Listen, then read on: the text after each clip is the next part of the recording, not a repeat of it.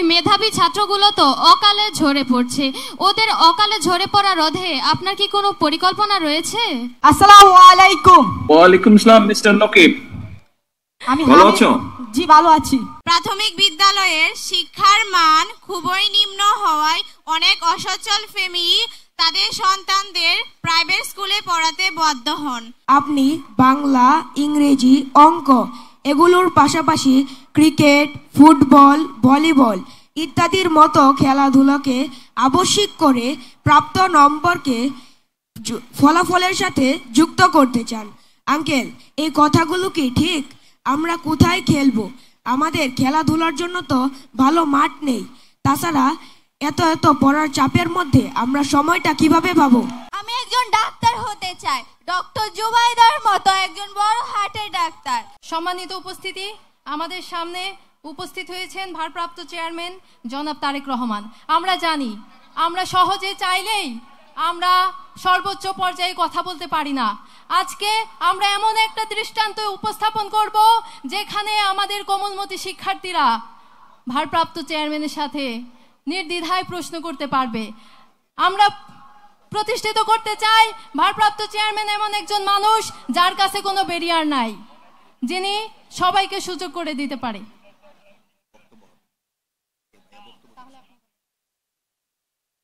দুঃখিত, আমরা একটু অনুষ্ঠানের ব্যক্ত ঘটাচ্ছি। আমরা চেয়ারম্যান মহোদয়ের নির্দেশক্রমে আমরা প্রশ্নোত্তর পর্বটি আমরা পরবর্তীতে নিয়ে যাচ্ছি। এই পর্যায়ে আমাদের সামনে বক্তব্য রাখবেন। এক মিনিট আলম, আমি কোনো নির্দেশ দেইনি। পাবেল ভাই নাম দিয়ে নির্দেশ চালিয়ে দিয়েন না। পাবেল ভাই আমাকে ফোন দিয়েছে। পাবেল ভাই বলেছে সেটা ওনার কথা, কিন্তু আমার নাম দিয়ে আপনি চালিয়ে দিচ্ছেন কেন? এটা ঠিক না, এটা তো অন্যায়। আমি কিছুই বলিনি, আপনার সাথে আমার কথাই তো। এনিওয়ে, আমার মনে হয় আপনি প্রশ্ন পর্ব যেটা শুরু করেছিলেন সেইটা কথা ছিল। আমরা প্রশ্নোত্তর পর্বেই যাচ্ছি। আসো আসো, এই বসো বসো সবাই, এই করে জায়গা দাও করে সরো।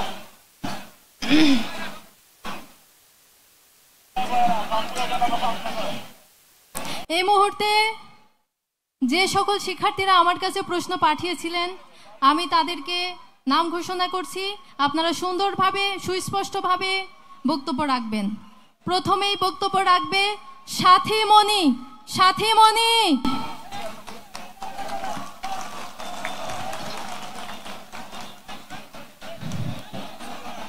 আসসালামু আলাইকুম। আমরা সবাই চুপ থাকবো, শুনতে সাহায্য করব।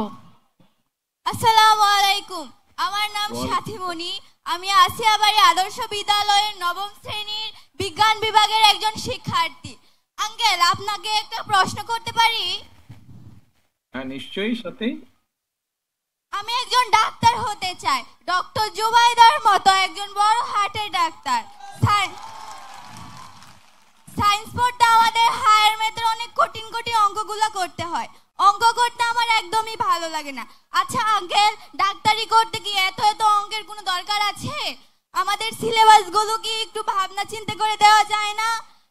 কখনো সৃজনশীল শিক্ষা।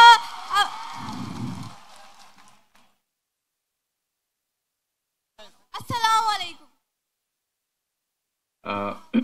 তাদের সাথে তোমার এই প্রশ্নের জন্য তোমাকে আন্তরিক ধন্যবাদ।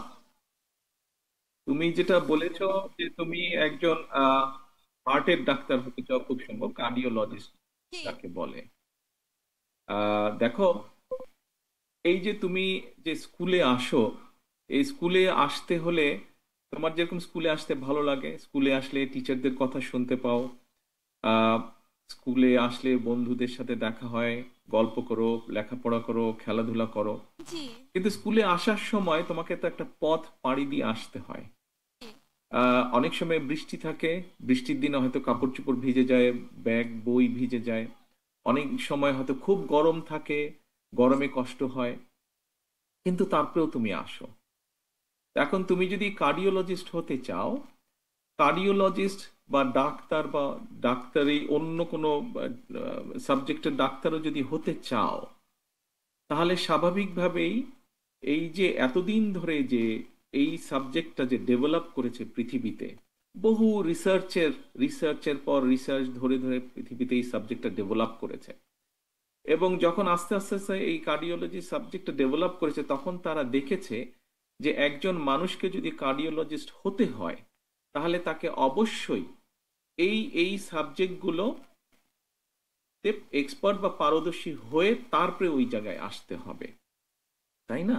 তোমার ক্লাসে যারা ফার্স্ট সেকেন্ড থার্ড হয় তারা অনেক কষ্ট করে, তাই না? অনেক পড়ালেখা করে। তারা পড়ালেখা যে বেশি করবে, যে ভালোভাবে পড়ালেখা করবে, সেই তো ভালো রেজাল্ট করবে। কাজেই তুমি যে বললে তোমার অঙ্ক করতে ভালো লাগে না, তোমাকে একটা সিক্রেট কথা বলি, অঙ্ক কিন্তু আমারও খুব ভালো লাগতো না, অঙ্ক দেখলে আমিও ভয় পেতাম। আচ্ছা, তো এখন বিষয়টা হচ্ছে যে কার্ডিওলজিস্ট হতে হলে তোমাকে একটু কষ্ট করতেই হবে। যে কোনো জিনিস অর্জন করতে হলে প্রথমে একটু কষ্ট করতেই হয় আঙ্কেল, একটু কষ্ট করতে হয়। তুমি যদি মন দিয়ে পড়ো, মন দিয়ে তুমি যদি কষ্ট করো, আমি বিশ্বাস করি ইনশাল্লাহ তুমি একজন খুব বড় ভালো ডাক্তার হতে পারবে। ধন্যবাদ আঙ্কেল আপনাকে, আপনার মতামত শুনে আমার অনেক ভালো লাগলো। ধন্যবাদ আঙ্কেল আপনাকে, আপনার মতামত শুনে আমার অনেক ভালো লাগলো। তোমাকে অনেক ধন্যবাদ। আসসালামু আলাইকুম। আসসালামু আলাইকুম। বাসায় যখন যাবে, বাসায় গিয়ে বাবা মাকে আমার সালাম পৌঁছে দিও, তোমার আব্বা আম্মাকে। আচ্ছা,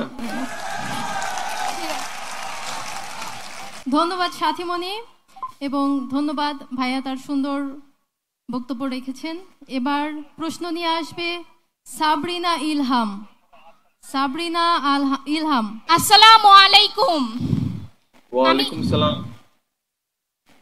আমি সাবরিনা ইলহাম, পাকুন্দিয়া সরকারি উচ্চ বিদ্যালয়ের ৮ম শ্রেণীর একজন শিক্ষার্থী। আমি কি আপনার কাছে একটি প্রশ্ন রাখতে পারি? নিশ্চয়ই নিশ্চয়ই সাবরিনা, বলো আঙ্কেল। আপনাকে প্রায়ই বলতে শুনি, প্রাথমিক শিক্ষার ভিত্তি শক্ত না হলে উচ্চ শিক্ষা কখনোই মানসম্মত হতে পারে না। আমাদের গ্রামের বিদ্যালয়গুলো তো তেমন ভালো না, ভালো মেয়েদের জন্য ভালো টয়লেট নেই, আমাদের পানি কম খেতে হয়।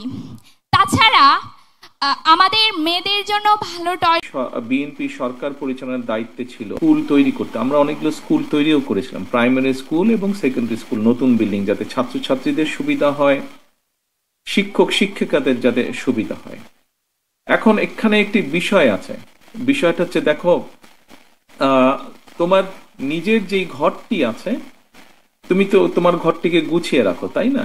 তুমি যেই বাসায় থাকো বা যেই ঘরে থাকো, তুমি কিন্তু, কারণ ওটা তোমার নিজের ঘর, তুমি এটাকে সুন্দর করে গুছিয়ে রাখো। ওটা যখন কোনো জায়গায় একটু ক্ষতিগ্রস্ত হয়, চেষ্টা করো সাথে সাথে যাতে ওটাকে ঠিক করে ফেলা যায়, যাতে ক্ষতির পরিমাণটা না বাড়ে। আমি মনে করি আমাদের প্রথমত হচ্ছে, তুমি যেই সমস্যাটার কথা বললে, এই যে স্কুলগুলো যেগুলো আছে, এগুলোকে যতটুকু কম খরচে সম্ভব আমাদেরকে এগুলোকে ঠিক করতে হবে প্রথমত, যাতে তোমরা ঠিকভাবে বসতে পারো, তোমরা অন্তত বসে যাও। আমি মনে করি যে মোটামুটি রিপেয়ার করার মাধ্যমে যদি আমরা শুরু করতে পারি, তাহলে সবচেয়ে প্রথমে, এটার পাশাপাশি সবচেয়ে প্রথমে আমাদেরকে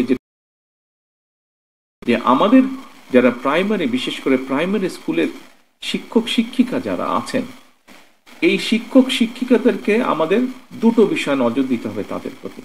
এক, ওনাদেরকে আমাদের ট্রেনিং দিতে হবে, ভালো করে আমাদের ট্রেনিং দিতে হবে, যাতে করে ওনারা শিক্ষার্থী যারা আছে তাদেরকে ভালোভাবে ওনারা শিক্ষাতে পড়াতে পারেন। এটা গেল প্রথম বিষয়। আমরা এরই ভিতরে পড়েছি যে আমাদের বাজেটের একটা বড় অংশ, অন্তত 4 থেকে 5% মিনিমাম আমরা অংশ, এখন বোধহয় 1.2% আছে টোটাল বাজেটের, এটাকে বাড়িয়ে আমরা শিক্ষাতে এটা ডাইভার্ট করতে চাই, বড় বাজেট। যার একটা বড় অংশ থাকবে টিচার যারা আছেন, প্রাইমারি স্কুলের শিক্ষক শিক্ষিকা যারা আছেন, তাদেরকে একটা অর্থনৈতিক সাপোর্ট দাও।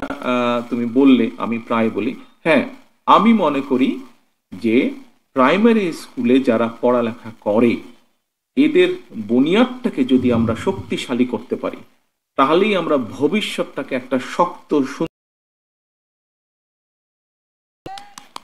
সুন্দর ভিত্তির উপরে তৈরি করতে পারবো আমরা। কারণ নর্মালি একটা বাচ্চা সাধারণত 5 বছর বয়সে যা যা কিছু শিখবে, সেটা তার মাথার মধ্যে একদম খোদাই হয়ে যায়।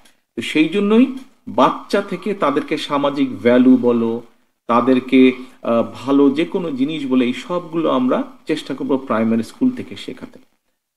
একটি কথা আমি কাউকে আঘাত না করে বলতে চাই বিশেষ করে প্রাইমারি স্কুলের বা স্কুল পর্যায়ে সেকেন্ডারি স্কুল পর্যায়ে যারা শিক্ষক শিক্ষিকা আছেন, আমি কাউকেই আঘাত করতে চাই না, তবে নর্মালি আমাদের সমাজ ব্যবস্থায় আমরা একটি চিত্র দেখি।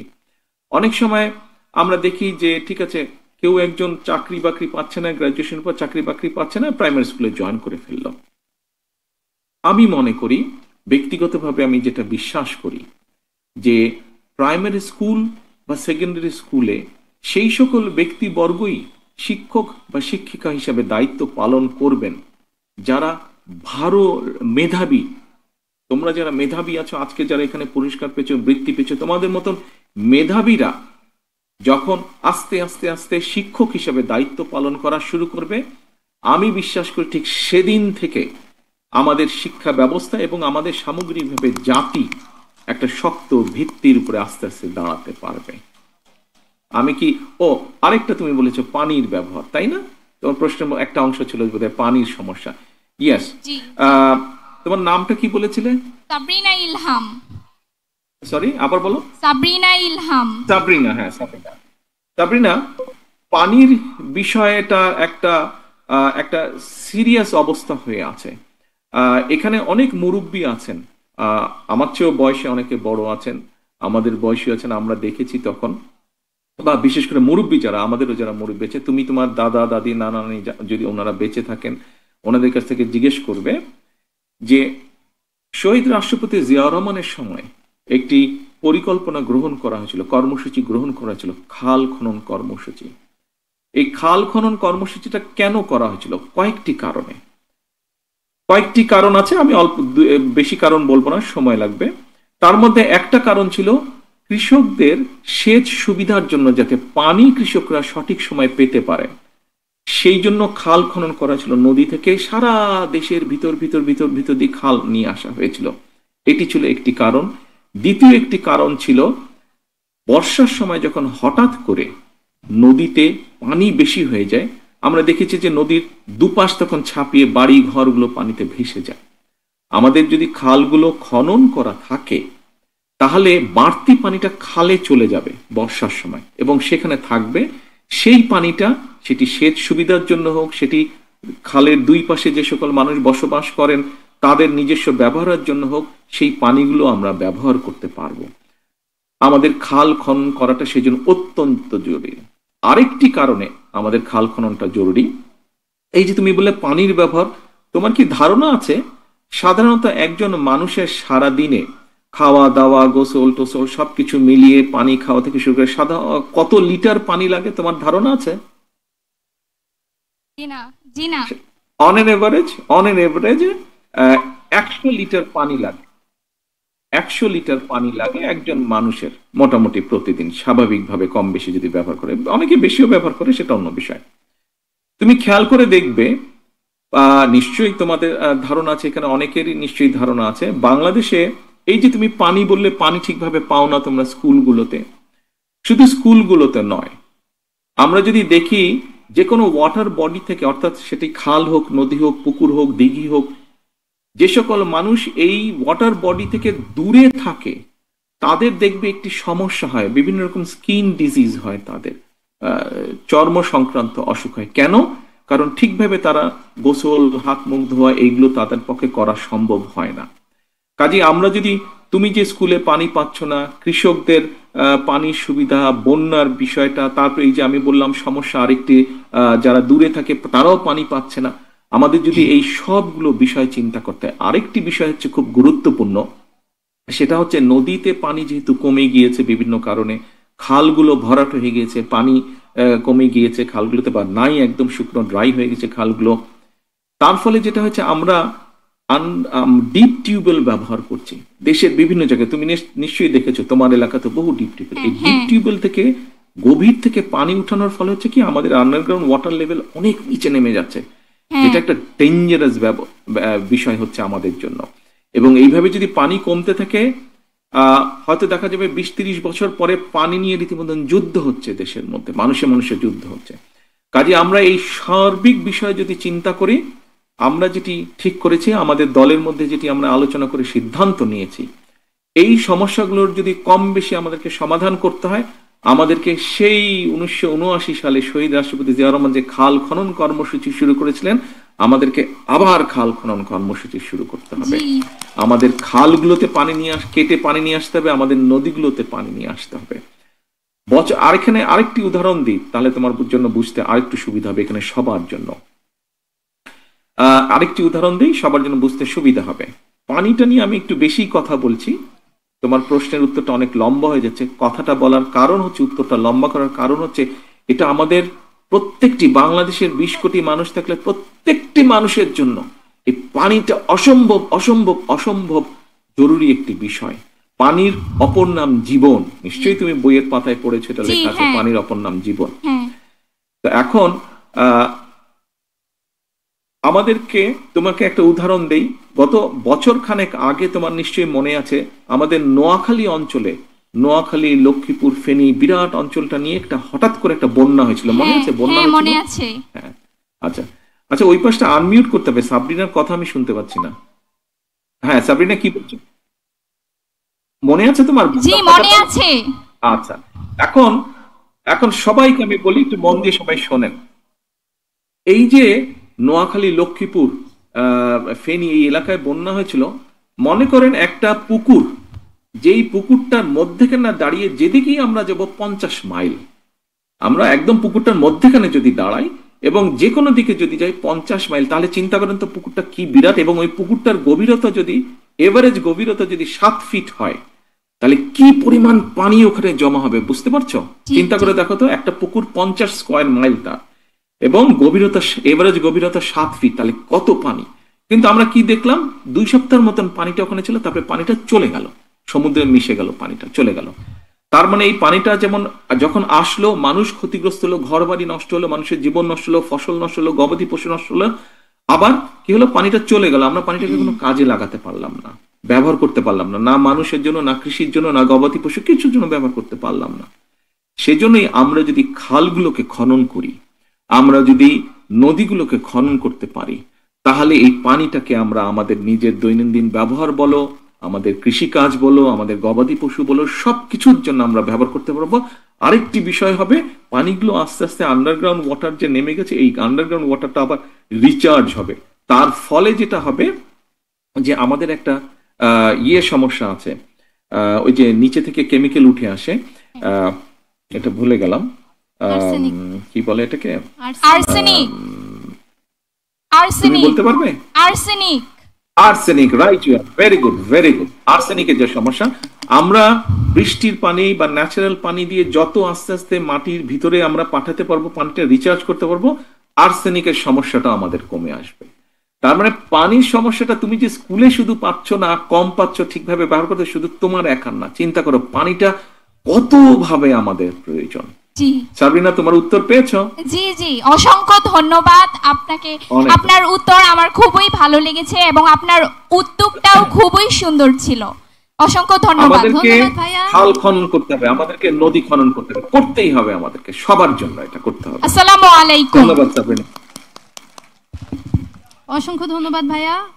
এ পর্যায়ে প্রশ্ন রাখবে আমিনুল ইসলাম নকিব এবং পরবর্তীতে প্রস্তুত থাকবেন সিদরাতুল মুনতাহা।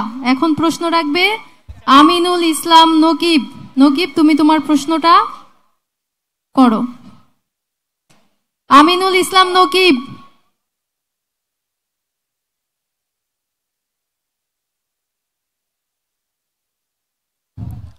আসসালামু আলাইকুম।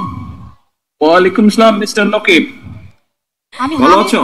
জি ভালো আছি, আপনি কেমন আছেন? আলহামদুলিল্লাহ, আমি ভালো আছি।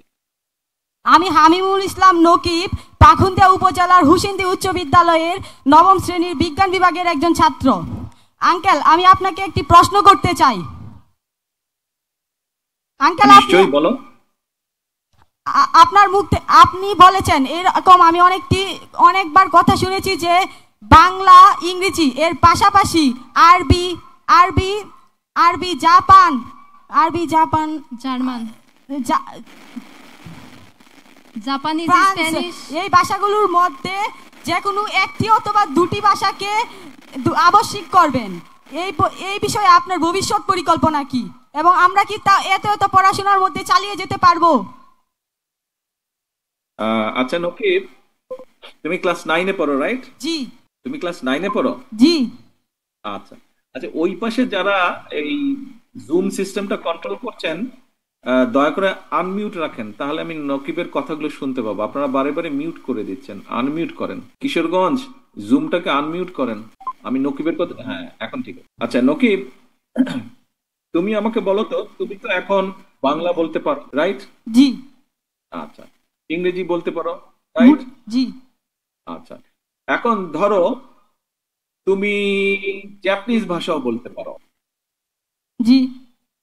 ধরো আমরা ধরে নিচ্ছি তুমি জাপানিজ ভাষা বলতে পারো, জাপানি ভাষা বলতে পারো। এখন জাপানি ভাষা তুমি যদি বলতে পারো, তুমি আমাকে বলো তো তোমার কি কি লাভ হতে পারে?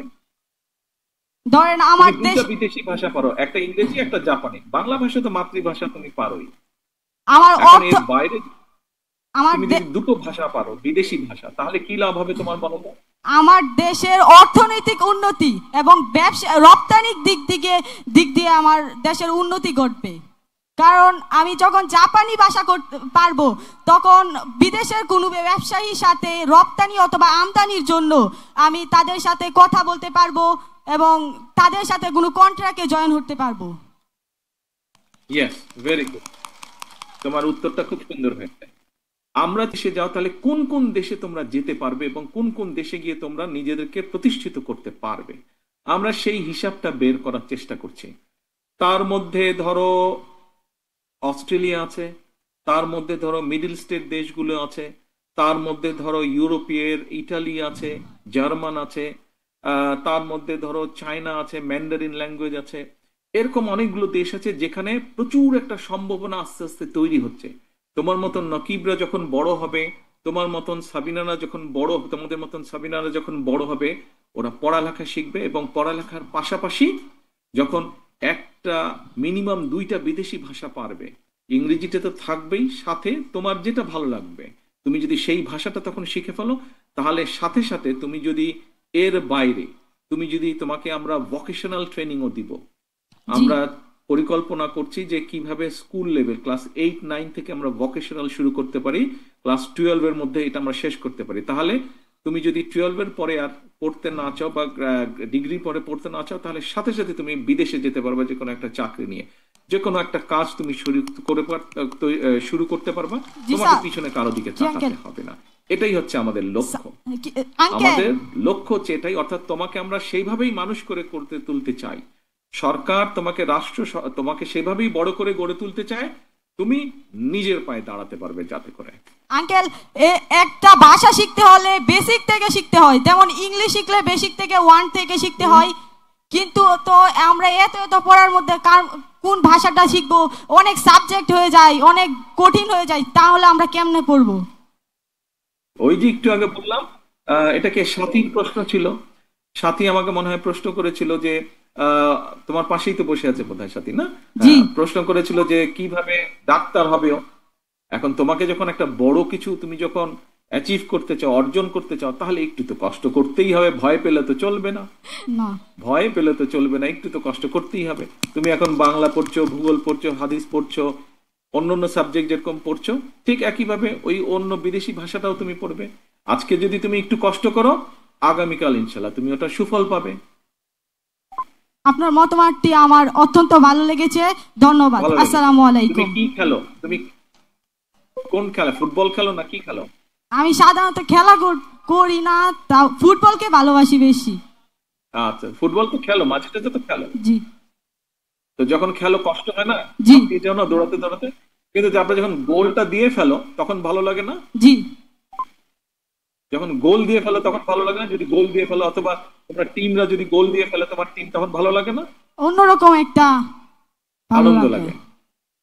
ইয়েস, ওটাই এরকম। তুমি যখন ভাষা একটা শিখে ফেলবে, তারপরে তুমি যখন ওই ভাষা দিয়ে ওই দেশে চাকরি করতে অথবা ব্যবসা বাণিজ্য করতে পারবে, তখন দেখবে যে না, আমি তো তারেক আঙ্কেলকে বলেছিলাম ভয় ভয়, কিন্তু এখন তো দেখলাম তারেক আঙ্কেল যেটা বললো সেটাই তো ঠিক। একটু কষ্ট করেছি, কিন্তু আজকে তো আমি ভালো ফল পাচ্ছি। একদিন তুমি আমাকে থ্যাংক ইউ। জি, আসসালামু আলাইকুম। ধন্যবাদ আপনাকে। ধন্যবাদ। ধন্যবাদ ভাইয়া। এ পর্যায়ে প্রশ্ন রাখবে সিদরাতুল মুনতাহা এবং পরবর্তীতে প্রস্তুত থাকবে ইফরাদ হাসান। সিদরাতুল মুনতাহা, প্রশ্নটা রাখো। আসসালামু আলাইকুম। ওয়ালাইকুম আসসালাম। আমার নাম সিদ্রাতুল মুনতাহা। আমি আসিয়াবাড়ি আদর্শ বিদ্যালয়ের ৮ম শ্রেণীর একজন ছাত্রী। আপনাকে একটি প্রশ্ন করতে চাই। নিশ্চয়ই। তুমি ভালো আছো? আলহামদুলিল্লাহ, আপনি ভালো আছেন? আলহামদুলিল্লাহ। আঙ্কেল, আপনি তো জানেন আমাদের বাংলাদেশে অনেক গ্রামাঞ্চলের বেশিরভাগ মানুষই অসচ্ছল। তাদের পরিবারে অসংখ্য মেধাবী ছাত্রছাত্রী রয়েছে। তারা তাদের সন্তানের উচ্চশিক্ষার খরচ বহন করতে পারছে না কিছু বাস্তবিক সমস্যার কারণে। এখন ওরা ওই মেধাবী ছাত্রগুলো তো অকালে ঝরে পড়ছে। ওদের অকালে ঝরে পড়া রোধে আপনার কি কোনো পরিকল্পনা রয়েছে? থ্যাংক ইউ মুনতাহা তোমার প্রশ্নের জন্য। দেখো মুনতাহা, তুমি যদি তোমার আব্বু আম্মুকে জিজ্ঞেস করো, ওনারা তোমাকে বলতে পারবেন যে 91 সালে যখন আমাদের দল বিএনপি রাষ্ট্র পরিচালনার দায়িত্ব পায়, তখন কিন্তু আমরা প্রাথমিক শিক্ষা আইন, যেটা প্রাথমিক শিক্ষা আইন, এটা আমরা প্রণয়ন করেছিলাম। এটা ছিল বাধ্যতামূলক। হ্যাঁ, এটা ছিল বাধ্যতামূলক। তো এখন বাধ্যতামূলক থাকার ফলে যেটা হয়েছিল যে আমরা ব্যবস্থাটা ওইভাবে করেছিলাম, বিশেষ করে মেয়েদের জন্য, যে ১০ম শ্রেণী পর্যন্ত মেয়েদের পড়ালেখাটা ফ্রি ছিল। ১০ম শ্রেণী পর্যন্ত মেয়েদের পড়ালেখাটা ফ্রি ছিল। পরবর্তীতে এটা ইন্টারমিডিয়েট পর্যন্ত করা হয়েছে। এটা গেল ১ নম্বর। এর বাইরে ১৯৯৩ সালে আমরা খাদ্যের বিনিময়ে শিক্ষা কর্মসূচি আমরা চালু করেছিলাম। তারপরে শিক্ষা উপবৃত্তি চালু করা হয়েছিল। এটা শহরে এবং গ্রামে শিক্ষা উপবৃত্তি চালু করা হয়েছিল। এবং আমরা আগে একটা ডাটা ছিল যে স্কুলে ছেলেরা বেশি যেত, মেয়েরা কম যেত। কিন্তু যখন খালেদা জিয়া এই পরিকল্পনাগুলো গ্রহণ করলেন, তারপর থেকে দেখা গেল যে ছেলে মেয়ে দুজনের স্কুলে যাওয়া সমান সমান হয়ে গেছে।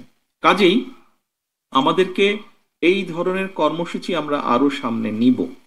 আমরা যেভাবে পরিকল্পনা গ্রহণ করছি, এই ধরনের কর্মসূচিগুলো আমরা নিব, যাতে তুমি বা তোমার মতন যারা মেধাবী, আজকে এখানে যারা বৃত্তি পেয়েছে কম বেশি, তোমরা যারা মেধাবী আছো, এই মেধাবী স্টুডেন্টগুলো যাতে ঝরে না যায়।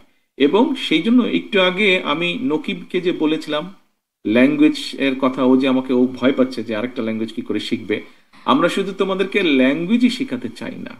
তুমি এই যে বললে যে কিভাবে উচ্চশিক্ষা যার যার সেই মেধা আছে সে এগিয়ে যাবে, কিন্তু বাকি অন্য যারা যতটুকু যেতে পারবে, কিন্তু বাকি সবার জন্য আমরা যেরকম ল্যাঙ্গুয়েজ শিখাবো, আমরা ভোকেশনাল ট্রেনিং দিব তাদেরকে, আমরা তাদেরকে স্পোর্টসে ভালো করার চেষ্টা করব, আমরা তাদেরকে যেই স্পোর্টসে ভালো সেইভাবে আমরা চেষ্টা করব তাদেরকে আর্ট বা কালচারে ভালো করার জন্য।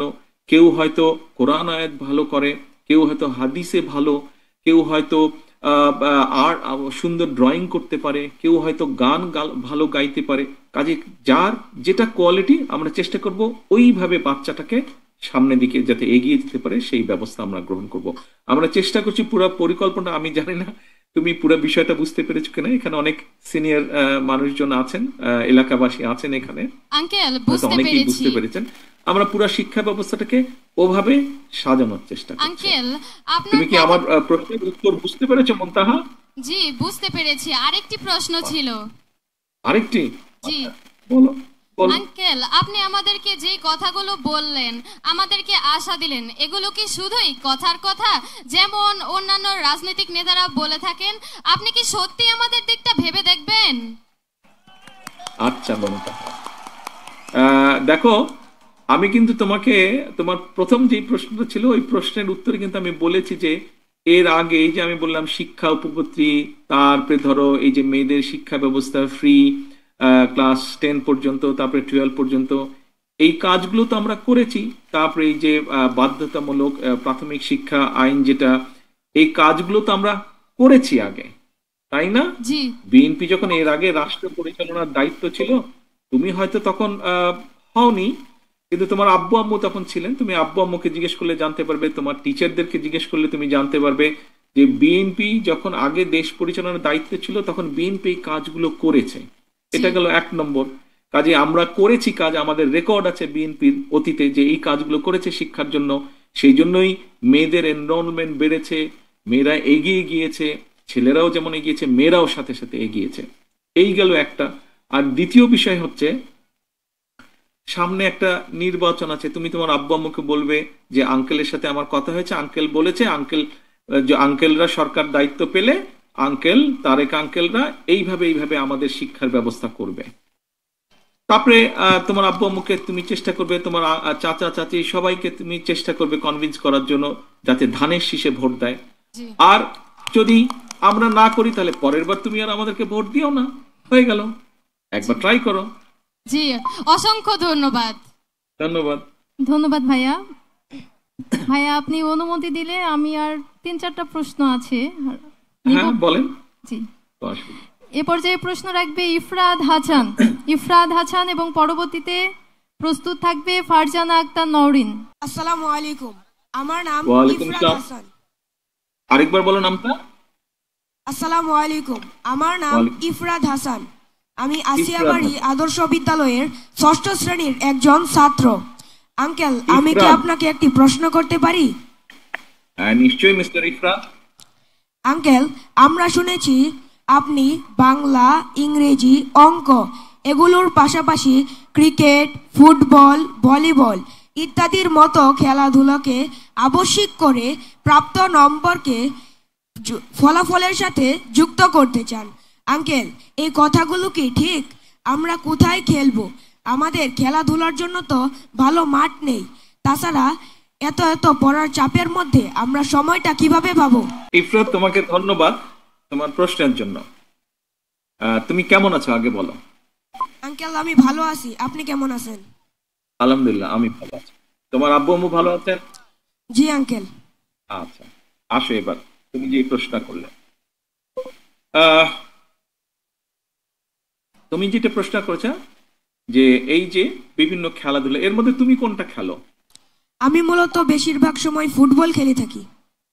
ফুটবল খেলে থাকো, তার মানে তোমার ফুটবল খেলতে ভালো লাগে? জি। আচ্ছা, তুমি যখন মাথার মধ্যে চিন্তা আসে যে আমি এখন ফুটবল খেলতে যাব, তাহলে তুমি নিশ্চয়ই একটা প্ল্যান করো যে ঠিক আছে আমার এই পড়ালেখা আছে, এই কাজগুলো আছে, এই হোমওয়ার্ক আছে, তাহলে ফুটবল বিকেলে খেলতে যাবো, তার আগে আমি হোমওয়ার্কটা শেষ করি, তার আগে আমি পড়াটা শেষ করি, করো না? জি। এভাবেই তো করো। জি জি। তাই তো? হ্যাঁ। তাহলে তো তুমি ফুটবল খেলার টাইম বের করেই ফেলছো তুমি। হ্যাঁ। তোমার যে ফুটবল খেলার টাইম সেটা তুমি বের করেই ফেলছো। আচ্ছা, আমি মনে করি আমি একসময় তোমার মতন ছোট ছিলাম, কোনো না কোনো একটা স্পোর্টস আমাদের সবারই ভালো লাগে। তুমি ফুটবল খেলো, তোমার মতন ইফরাত যারা আছে, যারা ফুটবল খেলে, ফুটবলে যারা ভালো, এনি পজিশনে ফুটবলে যারা ভালো, আমাদের একটা চেষ্টা থাকবে তোমার মতন এরকম ইফরাতদেরকে পিক করে না, বের করে না, যাতে তোমরা একসময় জাতীয় পর্যায়ে অথবা ইন্টারন্যাশনাল পর্যায়ে যাতে তোমরা খেলতে পারো। এখন তুমি বলছো যে সবাই কি ফুটবল খেলবে? না, সবাই ফুটবল খেলবে না।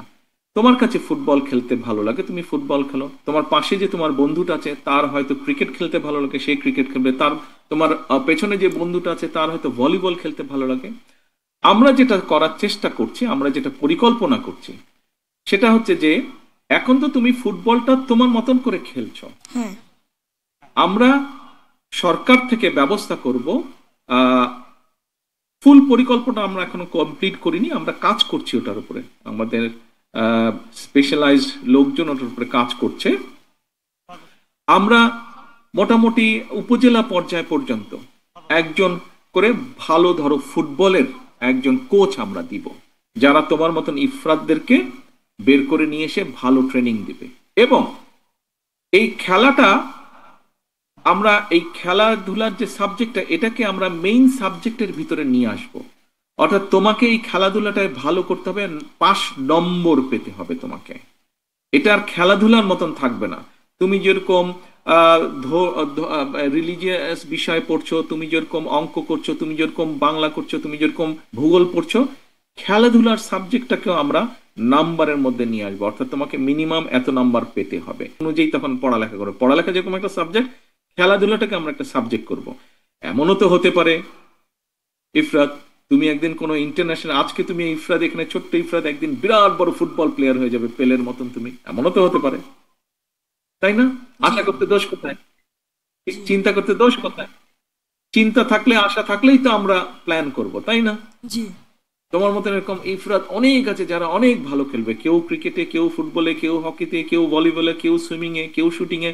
অনেক ইফরাত আমরা এরকম তৈরি করব সারা বাংলাদেশে, সেটি অলিম্পিক হোক, সাফ গেমস হোক, যে কোনো ইন্টারন্যাশনাল গেম হোক, আমরা দেশের জন্য সম্মান বয়ে নিয়ে আসবো। আমরা যেমন দেশে ডাক্তার তৈরি করব, আমরা যেরকম দেশে ইঞ্জিনিয়ার তৈরি করব, আমরা দেশে যেরকম ভালো টিচার তৈরি করব, আমরা যেরকম ভালো দেশে সায়েন্টিস্ট তৈরি করব, আমরা ওরকম দেশে ভালো প্লেয়ার তৈরি করব। আজকে দেখো বাংলাদেশে অনেক ক্রিকেট প্লেয়ার আছে যারা পৃথিবীতে অনেক নাম করেছে, বাংলাদেশকে একটা সুনামের জায়গায় নিয়ে গেছে, তাদের নাম দিয়ে অনেকে বাংলাদেশকে চিনে। এমনও তো হতে পারে একদিন ইফরাত একজন ভালো স্ট্রাইকার হবে, ফুটবলে ওয়ার্ল্ড ফেমাস স্ট্রাইকার হতে পারো তুমি, তোমাকে দিয়ে বাংলাদেশকে চিনবে মানুষ, পৃথিবীর মানুষ। হতে তো পারে, হতে পারে না? জি। কি মনে করো তুমি, ইফরাত হতে পারে? জি, আমি মনে করি এটা অবশ্যই হতে পারে। অবশ্যই হতে পারে। জি। এবার এইখানে ইফরাদের যারা সহপাঠীরা আছে, যারা স্কুলের সহপাঠীরা আছে সহ যারা আছেন, আপনারা কি সবাই আত্মবিশ্বাসী যে ইফরাত এর মতন আরো ইফরাত যারা আছে কেউ না কেউ একজন আন্তর্জাতিক পর্যায়ে খেলতে পারে, এরকম আমরা কি এরকম খেলোয়াড় তৈরি করতে পারবো? এই আত্মবিশ্বাস আছে আমাদের? কি ভাইরা হাত তুলেন না যদি আত্মবিশ্বাস থাকে, দেশকে সামনে নিতে হবে তো। ইয়েস, এই দেখো ইফরাত কতজন তোমার সাথে আছে, কতজন তোমার পিছনে আছে। কাজেই পড়ালেখায় যেমন ভালো হতে হবে, খেলাধুলাতে আমাদেরকে ভালো হতে হবে। ধন্যবাদ আঙ্কেল। ধন্যবাদ আপনাকে, অসংখ্য ধন্যবাদ। তোমাকে অসংখ্য ধন্যবাদ। এবার সর্বশেষ প্রশ্ন করবে ফারজানা আক্তার নওরিন। আসসালামু আলাইকুম। ওয়ালাইকুম সালাম। আমি ফারজানা দি মর্নিং সান স্কুলের 7ম শ্রেণীর একজন শিক্ষার্থী। আমি আপনার কাছে একটি প্রশ্ন রাখতে চাই। নিশ্চয়ই ফারজানা। সাবেক প্রধানমন্ত্রী বেগম খালেদা জিয়া প্রাথমিক শিক্ষাকে বাধ্যতামূলক ও অবৈতনিক করেছিলেন, কিন্তু বর্তমানে প্রাথমিক বিদ্যালয়গুলো বলা চলে ছাত্রছাত্রী শূন্য। প্রাথমিক বিদ্যালয়ের শিক্ষার মান খুবই নিম্ন হওয়ায় অনেক অসচ্ছল ফ্যামিলি তাদের সন্তানদের প্রাইভেট স্কুলে পড়াতে বাধ্য হন। আঙ্কেল, প্রাথমিক বিদ্যালয়ে শিক্ষার মান উন্নত করতে আর ছাত্রছাত্রীদের সরকারি প্রাথমিক বিদ্যালয় মুখী করতে রাষ্ট্র কি আগামীতে কোনো ব্যবস্থা নেবে? ফারজানা, ধন্যবাদ। তুমি ছোট্ট হলেও তোমার প্রশ্নটা কিন্তু খুব ইম্পর্টেন্ট প্রশ্ন, খুব গুরুত্বপূর্ণ প্রশ্ন। আমি জানি না তুমি এই ছোট্ট অবস্থায় কেমন করে এত বড় চিন্তা করলে, তোমাকে সেই জন্য আন্তরিকভাবে ধন্যবাদ। এত বড় একটা সুন্দর ইম্পর্টেন্ট জিনিস তুমি চিন্তা করেছ। আমার মনে হয় এর আগে আমি যেই প্রশ্নগুলো পেয়েছি এবং যেই উত্তরগুলো দিয়েছি তার মধ্যে কম বেশি তোমার এই প্রশ্নের উত্তরটা রয়ে গিয়েছে। তারপরে আমি আবার বলছি। হ্যাঁ ফারজানা, আমি সবসময় বলি, আমি সবসময় মনে করি যে আমাদেরকে যদি দেশটাকে সুন্দরভাবে গড়ে তুলতে হয়, তাহলে আমাদেরকে সবচেয়ে বেশি জোর দিতে হবে প্রাথমিক শিক্ষার উপরে, প্রাথমিক স্কুলগুলোর উপরে, প্রাথমিক স্কুলের শিক্ষক শিক্ষিকাদের উপরে এবং প্রাথমিক শিক্ষার্থীদের উপরে।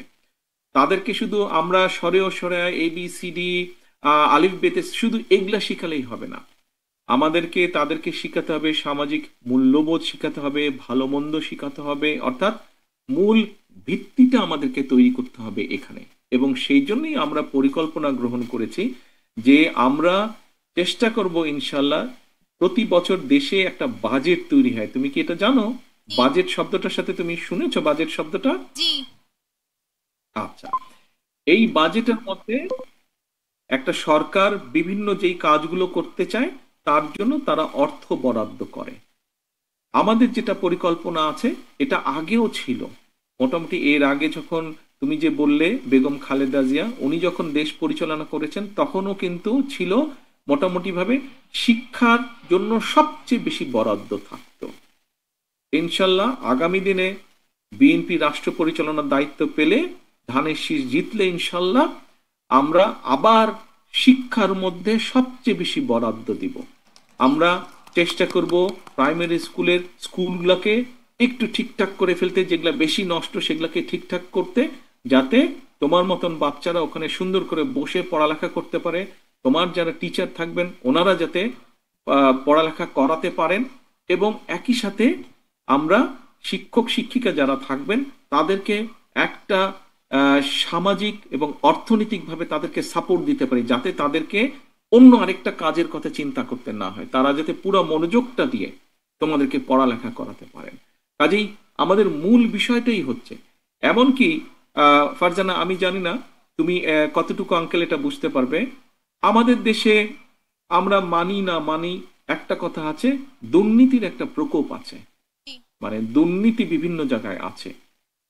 আমি ব্যক্তিগতভাবে বিশ্বাস করি হ্যাঁ, রাষ্ট্রের দুর্নীতি দমন করার জন্য হয়তো সংস্থা আছে, কিন্তু আমি মনে করি প্রাথমিক শিক্ষার মাধ্যমে যেই বাচ্চাগুলো বড় হবে আগামী দিন, আর যারা ছোট আছে আগামীকাল, তুমি যেমন ছোট আছে ইনশাল্লাহ আগামী তুমি বড় হবে, তোমরা যদি দুর্নীতির বিরুদ্ধে প্রতিরোধ গড়ে তুলতে পারো তাহলেই আমরা ইনশাল্লাহ বাংলাদেশকে দুর্নীতি মুক্ত করতে পারবো। কাজেই এই যে দুর্নীতিকে ঘৃণা করা, দুর্নীতির বিরুদ্ধে প্রতিবাদ গড়ে তোলা, এই শিক্ষাটাও আমাদেরকে প্রাথমিক লেভেলের যে শিক্ষা ব্যবস্থা সেইখানে আমাদেরকে এটা ইন্ট্রোডিউস করতে হবে, এবং প্রাইমারি টিচারদের মাধ্যমে তোমার মতন যারা স্টুডেন্ট আছে তাদের ভিতরে আমাদেরকে এটা ইনগ্রেভ করে দিতে হবে যে হ্যাঁ, দুর্নীতি খারাপ জিনিস। কাজেই আজ তুমি ছোট আছো কিন্তু কাল তুমি বড় হবে, কাল তুমি এই সমাজে একটা অবদান রাখবে, এবং সেখানে তখন তুমি দুর্নীতির বিরুদ্ধে স্ট্যান্ড নিতে পারবে। কাজে এই যে সামাজিক মূল্যবোধ, এই মূল্যবোধকে যদি আমাদের প্রতিষ্ঠিত করতে হয়, প্রাইমারি স্কুল হচ্ছে সবচেয়ে ইম্পর্টেন্ট জায়গা। কিভাবে মুরব্বীদের সাথে কথা বলতে হবে, কিভাবে মুরব্বীদেরকে দেখভাল করতে হবে, তাদের যত্ন নিতে হবে, কিভাবে প্রকৃতির যত্ন নিতে হবে, কিভাবে নিজেকে পড়ালেখা করতে হবে, কিভাবে আমাদের নিজেদেরকে ঠিক রাখতে হবে, এই সব বিষয়গুলো কিন্তু প্রাথমিক প্রাইমারি স্কুল থেকে হতে হবে, প্রাইমারি লেভেল থেকে এইগুলো আমাদেরকে শিখাতে হবে। আপনাকে অসংখ্য ধন্যবাদ। আসসালামু আলাইকুম। তুমি পেয়েছো তোমার প্রশ্ন? ধন্যবাদ। আসসালামু আলাইকুম। আসসালামু আলাইকুম। তোমার প্রশ্নের উত্তর পেয়েছো? জি, অসংখ্য ধন্যবাদ ভাইয়া।